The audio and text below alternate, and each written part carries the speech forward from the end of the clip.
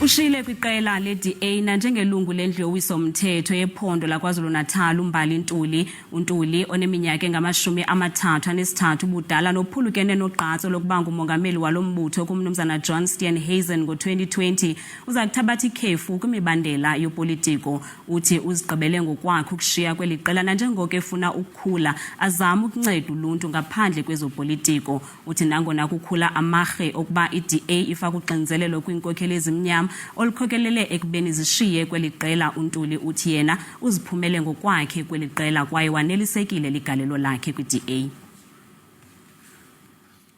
Nobody's gotten rid of me. I've decided of my own volition that for my own personal growth and my own trajectory in terms of what I see as being the role that I play in the country, to step back.